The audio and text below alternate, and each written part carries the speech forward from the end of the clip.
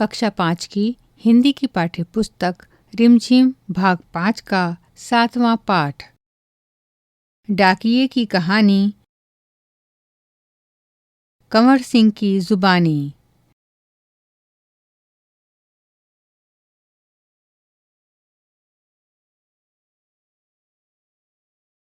पृष्ठ संख्या 58 से 61 तक। पृष्ठ संख्या 58। डाकिये की कहानी, कंवर सिंह की जुबानी। लेखिका प्रतिमा शर्मा।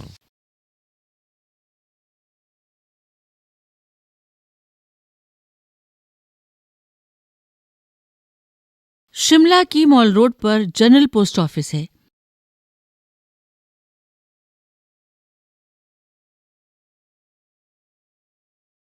उसी पोस्ट ऑफिस के एक कमरे में डाक छांटने का काम चल रहा है।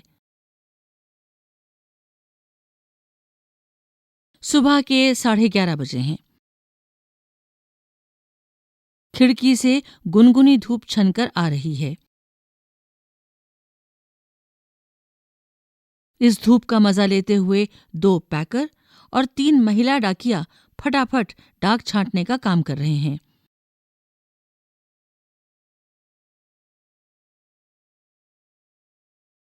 वहीं पर मैंने सरकार से पुरस्कार पाने वाले डाकिया कंवर सिंह जी से बात की। आप भी ये बातचीत सुनिए। आपका शुभ नाम? जी, मेरा नाम कंवर सिंह है।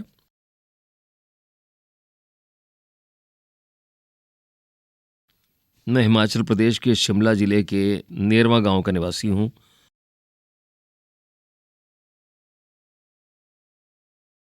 और मेरी उम्र 45 साल है। आपके परिवार में कौन कौन है? उनके बारे में कुछ बताइए। जी, मेरे 4 बच्चे हैं, 3 लड़कियां और 1 लड़का।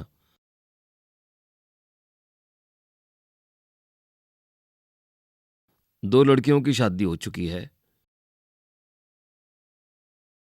मेरा एक और बेटा भी था। वो मेरे गांव में एक पहाड़ी से लकड़ियां लाते हुए गिर गया, जिससे उसकी मौत हो गई।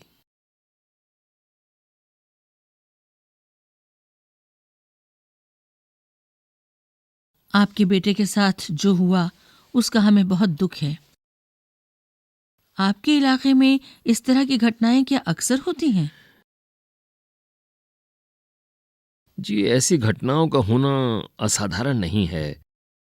यहाँ हर साल तिरछी ढलानों या ढांकों से घास काटते हुए कई औरतें गिरकर मर जाती हैं।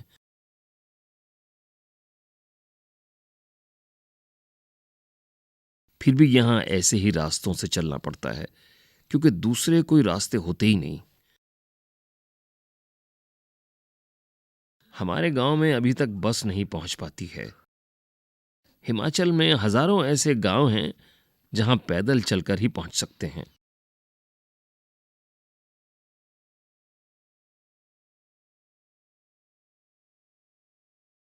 फिर आपके बच्चे पढ़ने कैसे जाते होंगे?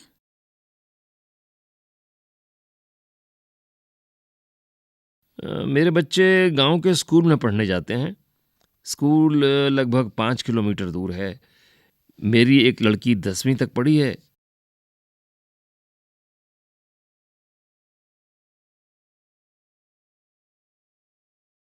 दूसरी 12वीं तक। तीसरी लड़की 12वीं कक्षा में पढ़ रही है। बेटा 10वीं में पढ़ता है। पृष्ठ संख्या 59। आप जहां काम करते हैं वहां आपके अलावा और कौन कौन है? क्या आपको डाकिया ही कहकर बुलाते हैं? पहले मैं भारतीय डाक सेवा में ग्रामीण डाक सेवक था। अब मैं पैकर बन गया हूं, पर हूं वही नीली वर्दी वाला डाक सेवक।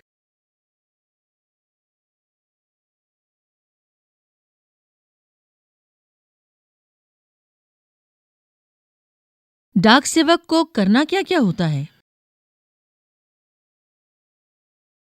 मुझे मुझे बहुत कुछ करना होता है। चिट्ठियाँ, रजिस्ट्री पत्र, पार्सल, बिल, बूढ़े लोगों की पेंशन आदि छोड़ने गांव-गांव जाता हूँ।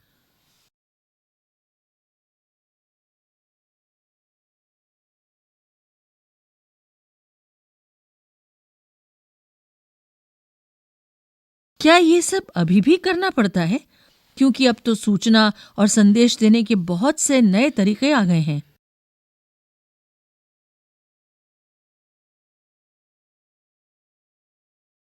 शहरों में भले ही आज संदेश देने के कई साधन आ गए हैं, जैसे फ़ोन, मोबाइल, ईमेल वगैरह,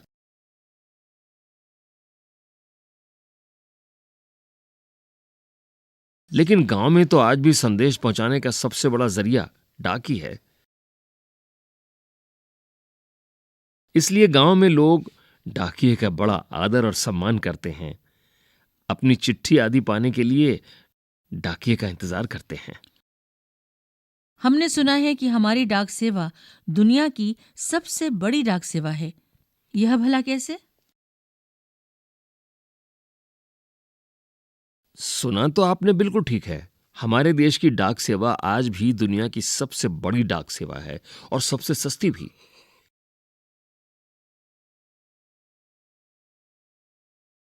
केवल 5 रुपए में देश के किसी भी कोने में हम चिट्ठी भेज सकते हैं।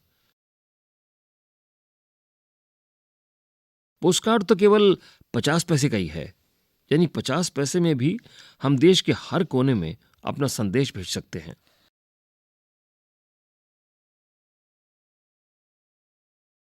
आपको अपनी नौकरी में मजा तो बहुत आता होगा। कि मुझे अपनी नौकरी बहुत अच्छी लगती है। जब मैं दूर नौकरी करने वाले सिपाही का मनी ऑर्डर लेकर उसके घर पहुंचाता हूं, तो उसके बूढ़े माँ बाप का खुशी भरा चेहरा देखते ही बनता है। ऐसे ही जब किसी का रजिस्ट्री पत्र पहुंचाता हूं, जिसमें कभी रिजल्ट, कभी नियुक्ति पत्र होता है, तो लोग बहुत खुश होते हैं।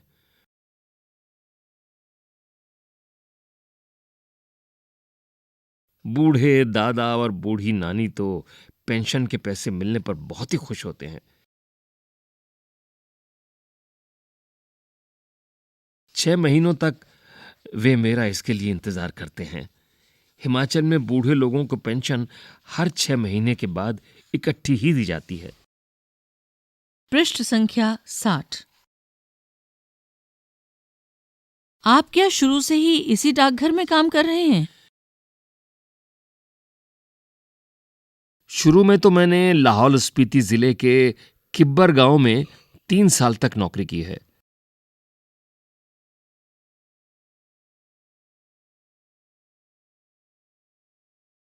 यह हिमाचल का सबसे ऊंचा गांव है। इसके बाद 5 साल तक इसी जिले के काजा में और 5 साल तक किन्नौर जिले में नौकरी की है।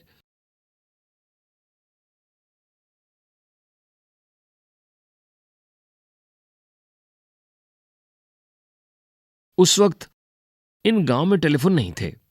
बसें भी सिर्फ मुख्यालयों तक ही जाती थीं।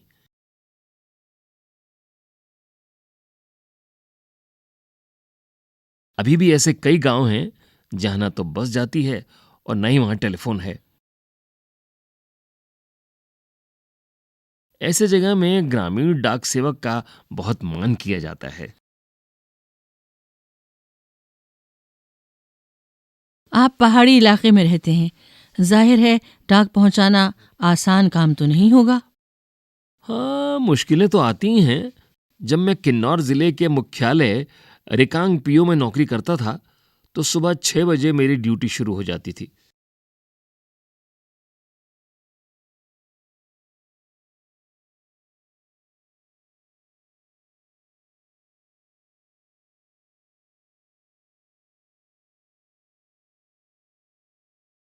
मैं 6 बजे सुबह शिमला जाने वाली बस में डाक का बोरा रखता था और रात को 8 बजे शिमला से आने वाली बस से डाक का बोरा उतारता था। पैकर को ये सब काम करने पड़ते हैं। लाहौर और लाहौल स्पीति हिमाचल प्रदेश के बहुत ठंडे तथा ऊंचे जिले हैं। इन जिलों में अप्रैल महीने में भी बर्फबारी हो जाती है। बर्फ में चलते हुए पैरों को ठंड से बचाना पड़ता है, वरना स्नो बाइट हो जाते हैं, जिससे पैर नीले पड़ जाते हैं और उनमें गैंग्रीन हो जाती है, जिससे उंगलियां झड़ सकती हैं।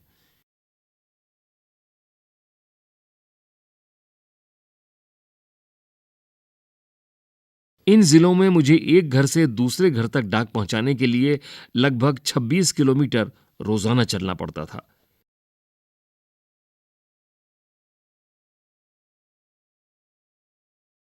हिमाचल में एक गांव से दूसरे गांव की दूरी लगभग 4 या 5 किलोमीटर तक होती है।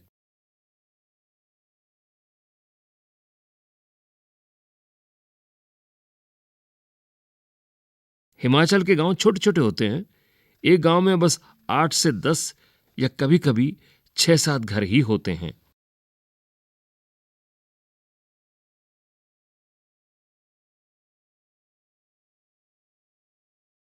इसलिए चलना काफी पड़ता है। चलना तो खैर हमारी आदत में ही शामिल हो चुका है। ग्रामीण डाकिये की जिंदगी में तो चलना ही चलना है।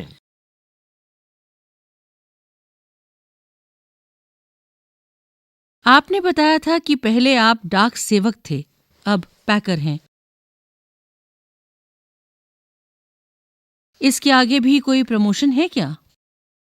पैकर के बाद डाकिया बन सकते हैं। बस एक इम्तिहान पास करना पड़ता है। अभी तो काम के हिसाब से हमारा वेतन काफी कम रहता है। सारा दिन कुर्सी पर बैठकर काम करने वाले बाबू का वेतन कहीं ज्यादा होता है।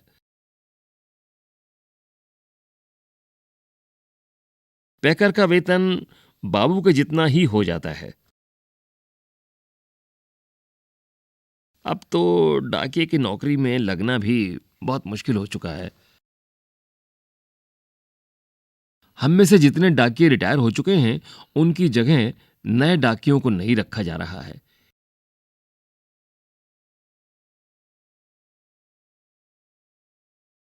इससे पुराने डाकियों पर काम का बोझ दिन प्रतिदिन बढ़ता ही जा रहा है। न जाने आने वाला समय कैसा होगा। पृष्ठ संख्या 61।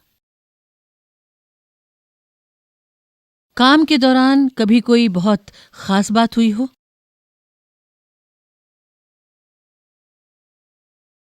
एक घटना आपको सुनाता हूं। मेरा तबादला शिमला के जनरल पोस्ट ऑफिस में हो गया था।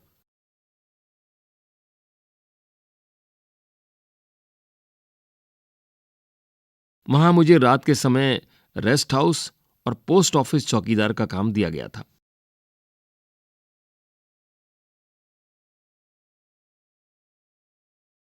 ये 1998 की बात है। 29 जनवरी को रात लगभग 10:30 का समय था। बाहर से किसी ने पोस्ट ऑफिस का दरवाजा खटखटाया। मैंने पूछा, कौन है? जवाब आया, दरवाजा खोलो, तुमसे बात करनी है। मैंने दरवाजा खोला तो अचानक 4-6 लोग अंदर घुसे और मुझे पीटना शुरू कर दिया। मैंने पूछा, क्यों पीट रहे हैं? तो उन्होंने कोई जवाब नहीं दिया। सारे ऑफिस की लाइटें बंद कर दी।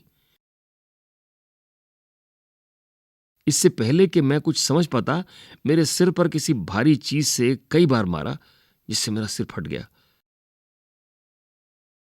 मैं लगातार चिल्लाता रहा। उसके बाद मैं बेहोश हो गया और मुझे कुछ भी ना पता चला। अगले दिन जब मुझे होश आया तो मैं शिमला के इंदिरा गांधी मेडिकल कॉलेज के अस्पताल में दाखिल था।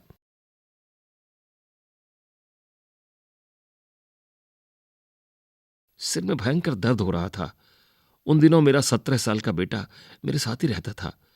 उसी से पता चला कि मेरे चिल्लाने की आवाज सुनकर लड़का और ऑफिस के दूसरे लोग जो नजदीक ही रहते थे, दरवाजों के शीशे तोड़कर अंदर आए और मुझे अस्पताल पहुंचाया।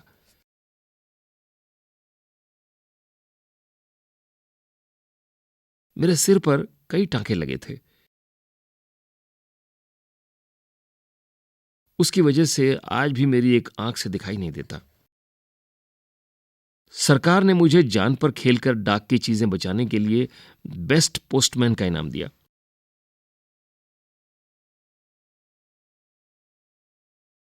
ये इनाम 2004 में मिला। इस इनाम में 500 रुपए और प्रशस्ति पत्र दिया जाता है। मैं और मेरा परिवार बहुत खुश हुए। आज भी मैं गर्व से कहता हूं, मैं बेस्ट पोस्टमैन हूं।